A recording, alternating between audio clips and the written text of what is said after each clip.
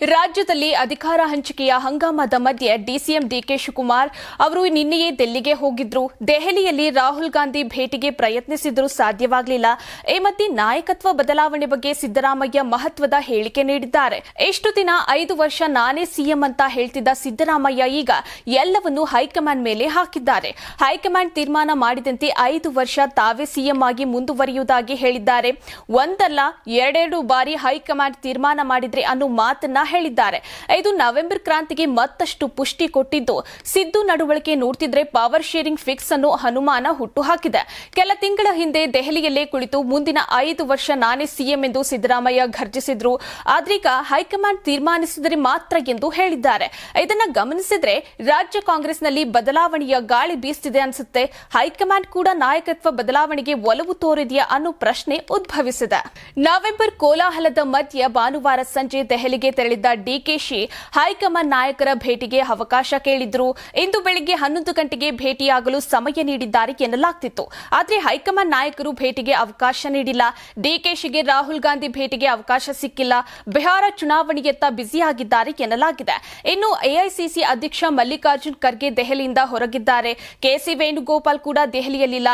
ಹೀಗಾಗಿ ಡಿಕೆ ಶಿವಕುಮಾರ್ ಬರಿಗೈಯಲ್ಲಿ ವಾಪಸ್ಸಾಗಿದ್ದಾರೆ. ಕೆಲ ದಿನಗಳ ಹಿಂದಷ್ಟೇ ವಿಧಾನ ಪರಿಷತ್ ಸದಸ್ಯ ಯತೀಂದ್ರ ಕೂಡ ಸಿದ್ದರಾಮಯ್ಯ ಉತ್ತರಾಧಿಕಾರಿ ಯಾರಾಗಬೇಕೆಂಬ ವಿಚಾರವಾಗಿ ಸ್ಫೋಟಕ ಹೇಳಿಕೆ ನೀಡಿದ್ರು. ಈ ಬಗ್ಗೆ ಚರ್ಚೆ ನಡೆಯುತ್ತಿರುವ ಹೊತ್ತಲ್ಲೇ ಡಿಕೆಶಿ ದೆಹಲಿಗೆ ತೆರಳಿದ್ರು. ಮತ್ತೊಂದೆಡೆ ನವೆಂಬರ್ 11ಕ್ಕೆ ಡಿಕೆಶಿ ಮತ್ತೆ ದೆಹಲಿಗೆ ಭೇಟಿ ನೀಡುವ ಸಾಧ್ಯತೆ ಇದೆ ಎನ್ನಲಾಗಿದೆ.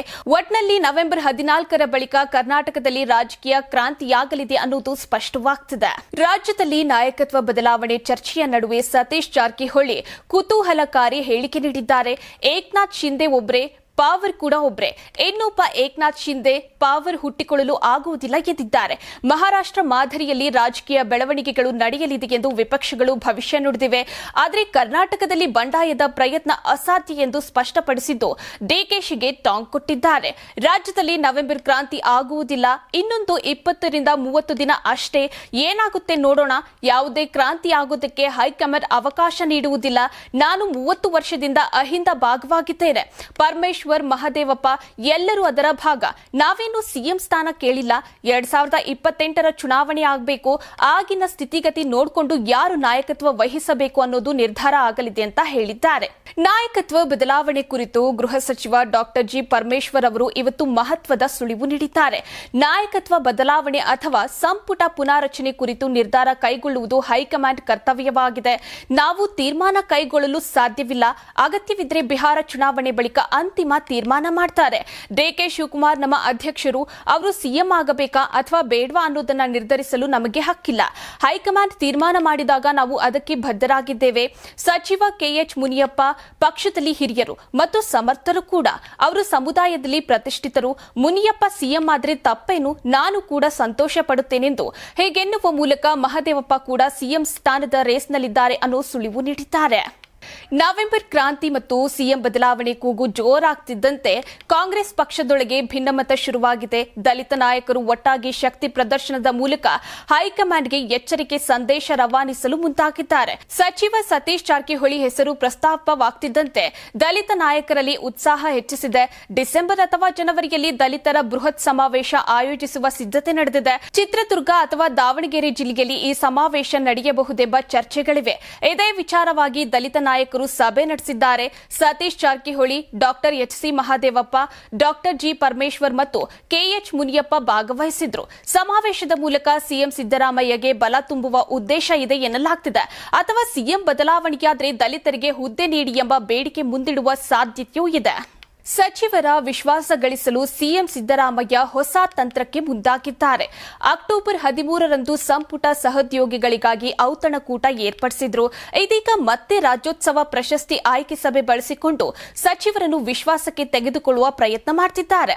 ಸದ್ಯಕ್ಕಂತೂ ನಾಯಕತ್ವ ಬದಲಾವಣೆಗಿಲ್ಲ. ಯಾಕಂದ್ರೆ ಈ ಬಗ್ಗೆ ಹೈಕಮಾಂಡ್ ಏನನ್ನೂ ಹೇಳಿಲ್ಲ. ದಿಢೀರಾಗಿ ಸೂಚನೆಯನ್ನು ಕೊಡುವುದಿಲ್ಲ. ಹೀಗಾಗಿ ಪುನಾರಚನೆ ಮೇಲೆ ಮಾತ್ರ ಗಮನ ಹರಿಸಲು ಮುಂದಾಗಿದ್ದಾರೆ. ಅಕ್ಟೋಬರ್ 28ರಂದು ಅನೌಪಚಾರಿಕ ಸಭೆ ಕರೆದಿದ್ದಾರೆ.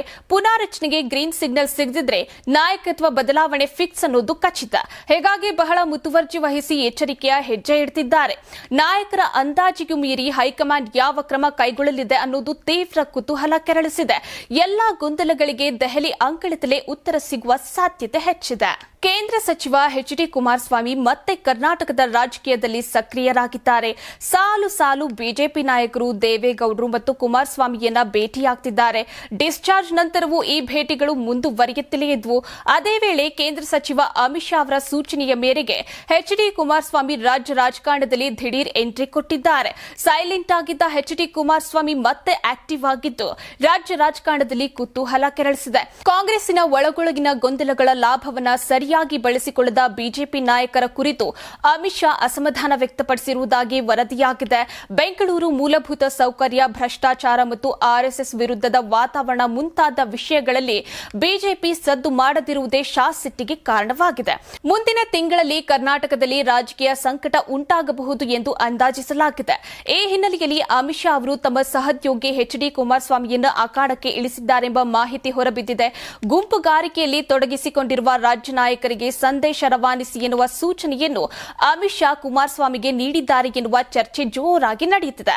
ಇತ್ತೀಚಿನ ಸುದ್ದಿಗೋಷ್ಠಿಗಳಲ್ಲಿ ಕಾಂಗ್ರೆಸ್ಸಿನ ವಿರುದ್ಧ ಎಚ್ಡಿ ನೀಡಿದ ಕಟು ಹೇಳಿಕೆಗಳು ಇದೇ ಸ್ಟ್ರಾಟಜಿಯ ಭಾಗವಾಗಿದೆ ಎಂದು ರಾಜಕೀಯ ವಲಯ ವಿಶ್ಲೇಷಿಸುತ್ತಿದೆ.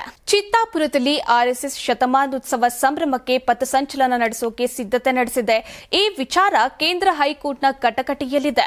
ಆದರೆ ಜಿಲ್ಲಾಡಳಿತವು ಆರ್ಎಸ್ಎಸ್ ಸೇರಿ 10 ಸಂಘಟನೆಗಳಿಗೆ ನೋಟಿಸ್ ನೀಡಿದೆ. ಶಾಂತಿ ಸಭೆ ಅಕ್ಟೋಬರ್ 28ರಂದು ಬೆಳಗ್ಗೆ 11:30 ಜಿಲ್ಲಾಧಿಕಾರಿ ಕಚೇರಿಯಲ್ಲಿ ಆಯೋಜಿಸಲಾಗಿದೆ. ಜಿಲ್ಲಾ ಆಡಳಿತದ ಸೂಚನೆಯಂತೆ ಪ್ರತಿ ಸಂಘಟನೆಯಿಂದ 3 ಪ್ರತಿನಿಧಿಗಳು ಸಭೆಗೆ ಹಾಜರಾಗಬೇಕು ಮತ್ತು ಲಿಖಿತ ಹೇಳಿಕೆ ಸಲ್ಲಿಸಬೇಕು. ಈ ಸಭೆಯು ಪಥಸಂಚಲನವನ್ನು ಶಾಂತಿಯುತವಾಗಿ ಆಯೋಜಿಸಲು ಮತ್ತು ಸಂಘಟನೆಗಳ ವಿಚಾರಗಳನ್ನು ಕೇಳಲು ಏರ್ಪಡಿಸಲಾಗಿದೆ. ಸ್ನೇಹ ಭಾವಪೂರ್ವಕವಾಗಿ ಜಿಲ್ಲೆ ಮತ್ತು ರಾಜ್ಯದ ಶಾಂತಿ ಸೌಹಾರ್ದತೆ ಕಾಪಾಡಲು ಜಿಲ್ಲಾಧಿಕಾರಿಗಳು ಮತ್ತು ಪೊಲೀಸ್ ಇಲಾಖೆ ಸನ್ನದ್ದರಾಗಿದ್ದಾರೆ. 11 ಸಂಘಟನೆಗಳು ಪಥಸಂಚಲನಕ್ಕೆ ಅರ್ಜಿ ಸಲ್ಲಿಸಿವೆ. ಸದ್ಯ ಆರ್ಎಸ್ಎಸ್ ಪಥಸಂಚಲನಕ್ಕೆ ಹೈಕೋರ್ಟ್ ನಿರ್ಧಾರ ಹೊರಬರುವಾಗ ಕಲಬುರಗಿ ಹಾಗೂ ಸುತ್ತಮುತ್ತಲಿನ ಪ್ರದೇಶದಲ್ಲಿ ಶಾಂತಿಯುತ ಪರಿಸ್ಥಿತಿ ಕಾಪಾಡಲು ಎಲ್ಲರ ಸಹಕಾರ ಅಗತ್ಯ ಎಂದು ಅಧಿಕಾರಿಗಳು ತಿಳಿಸಿದ್ದಾರೆ. ಬಿಹಾರ ಚುನಾವಣೆ ರಂಗೇರಿರುವುದು ಮಾತ್ರವಲ್ಲದೆ ಚುನಾವಣೆಯ ಕಣ ಕಾವೇರಿದೆ. ಬಿಹಾರ ಮಹಾಗಠಬಂಧನ್ ಮುಖ್ಯಮಂತ್ರಿ ಅಭ್ಯರ್ಥಿ ತೇಜಸ್ವಿ ಯಾದವ್ ತಮ್ಮ ಮೈತ್ರಿಕೂಟ ಸರ್ಕಾರ ಅಧಿಕಾರಕ್ಕೆ ಬಂದರೆ ಕೇಂದ್ರ ಸರ್ಕಾರದ ವಕ್ಫ್ ತಿದ್ದುಪಡಿ ಕಾಯ್ದೆಯನ್ನು ರದ್ದುಗೊಳಿಸುವುದಾಗಿ ಘೋಷಿಸಿದ್ದಾರೆ. ಈ ಚುನಾವಣೆಯು ಸಂವಿಧಾನ ಮತ್ತು ಬಹುತ್ವವನ್ನು ಸಂರಕ್ಷಿಸುವ ಹೋರಾಟ ಎಂದಿದ್ದಾರೆ. ನಮ್ಮ ಸರ್ಕಾರ ರಚನೆಯಾದರೆ ಆ ವಕ್ಫ್ ಮಸೂದೆಯನ್ನ ಕಸದ ಬುಟ್ಟಿಗೆ ಎಸೆಯುತ್ತೇವೆ. ಇದು ಸಾಂವಿಧಾನಿಕ ಸಮಾನತೆಯ ಮೇಲೆ ನಡೆದಿರುವ ನೇರ ದಾಳಿ ಎಂದು ಅವರು ಘೋಷಿಸಿದರು. ಕೇಂದ್ರ ಏಜೆನ್ಸಿಗಳನ್ನು ರಾಜಕೀಯವಾಗಿ ದುರುಪಯೋಗ ಮಾಡುತ್ತಿರುವ ಆರೋಪವನ್ನು ಅವರು ಹೊರಹಾಕಿದ್ರು. ಜೊತೆಗೆ ತೇಜಸ್ವಿಗೆ ಪಾಠ ಕಲಿಸುತ್ತೇವೆ ಎಂಬ ಅಮಿತ್ ಶಾ ಅವರ ಬೆದರಿಕೆಯ ಬಗ್ಗೆ ಸ್ಪಷ್ಟಪಡಿಸಿದ್ರು. ತೇಜಸ್ವಿ ಯಾದವ್ ಎಂದಿಗೂ ಹಿಂದೆ ಸರಿಯುವುದಿಲ್ಲ ಎಂದು ಘೋಷಿಸಿ ಬಿಹಾರ ಚುನಾವಣೆಯಲ್ಲಿ ತಮ್ಮ ಧೋರಣೆ ಮತ್ತು ಪಕ್ಷದ ತತ್ವಗಳನ್ನು ಹಾಳು ಮಾಡದೆ ಮುಂದುವರಿಯುವ ನಿರ್ಧಾರಕ್ಕೆ ಒತ್ತು ನೀಡಿದ್ದಾರೆ. ಬಿಹಾರದಲ್ಲಿ ನಡೆಯಲಿರುವ ಚುನಾವಣೆಗೆ ತೇಜಸ್ವಿ ಯಾದವ್ ಅವರ ಈ ಘೋಷಣೆ ಹೊಸ ರಾಜಕೀಯ ಚರ್ಚೆಗೆ ಕಾರಣವಾಗಿದೆ. ಅಕ್ಟೋಬರ್ 27ರಿಂದ ಬಂಗಾಳ ಕೊಲ್ಲಿಯಲ್ಲಿ ಮೋಂಥಾ ಚಂಡಮಾರುತ ಅಬ್ಬರಿಸಲಿದೆ. ಆಂಧ್ರಪ್ರದೇಶ ಮತ್ತು ತೆಲಂಗಾಣ ಕರಾವಳಿ ಪ್ರದೇಶವನ್ನು ತಲುಪಲಿದೆ. ಗಂಟೆಗೆ 6 ಕಿಲೋಮೀಟರ್ ವೇಗದಲ್ಲಿ ಪಶ್ಚಿಮ ವಾಯುವ್ಯ ದಿಕ್ಕಿನಲ್ಲಿ ಚಲಿಸುತ್ತಿರುವ ಈ ಚಂಡಮಾರುತ ಇಂದು ಮತ್ತು ನಾಳೆ ತೀವ್ರವಾಗಿ ಬಲಗೊಳ್ಳುವ ಸಾಧ್ಯತೆ ಇದೆ ಎಂದು ಕೇಂದ್ರ ಹವಾಮಾನ ಇಲಾಖೆ ಎಚ್ಚರಿಸಿದೆ. ಮೋಂಥಾ ಚಂಡಮಾರುತ ನಾಳೆ ಆಂಧ್ರದ ತೀರಕ್ಕೆ ಅಪ್ಪಳಿಸಲಿದೆ. ಈ ಭಾರೀ ಮಳೆಯ ಎಚ್ಚರಿಕೆ ಹಿನ್ನೆಲೆ ಆಂಧ್ರಪ್ರದೇಶದ 23 ಜಿಲ್ಲೆಗಳಿಗೆ ರೆಡ್ ಅಲರ್ಟ್ ಘೋಷಿಸಲಾಗಿದೆ. ಕರ್ನಾಟಕದಲ್ಲಿ ಬಳ್ಳಾರಿ, ವಿಜಯನಗರ, ರಾಯಚೂರು, ಕೊಪ್ಪಳ, ಕಲಬುರಗಿ, ಬೀದರ್ ಸೇರಿದಂತೆ ಹಲವಾರು ಜಿಲ್ಲೆಗಳಲ್ಲಿ ವ್ಯಾಪಕವಾಗಿ ಮಳೆಯಾಗುವ ಸಾಧ್ಯತೆ ಇದೆ. ಶಿವಮೊಗ್ಗ, ಚಿಕ್ಕಮಗಳೂರು, ಹಾಸನ ಜಿಲ್ಲೆಗಳಿಗೆ ಭಾರೀ ಮಳೆಯಾಗುವ ಸಾಧ್ಯತೆ ಇದೆ. ಬೆಂಗಳೂರು ಮತ್ತು ದಕ್ಷಿಣ ಒಳನಾಡು, ಮಲೆನಾಡಿನ ಜಿಲ್ಲೆಗಳಲ್ಲಿ ಮಧ್ಯಮ ಅಥವಾ ಹಗುರ ಮಳೆಯಾಗುವ ನಿರೀಕ್ಷೆ ಇದೆ.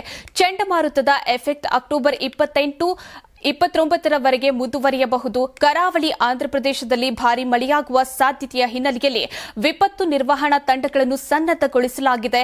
ಮೀನುಗಾರರಿಗೆ ಸಮುದ್ರಕ್ಕೆ ಇಳಿಯದಂತೆ ಎಚ್ಚರಿಕೆ ಕೂಡ ನೀಡಲಾಗಿದೆ. ಇದು ಇವತ್ತಿನ ಲಯನ್ ಟಿವಿ ಟಾಪ್ ನ್ಯೂಸ್. ಶುಭರಾತ್ರಿ.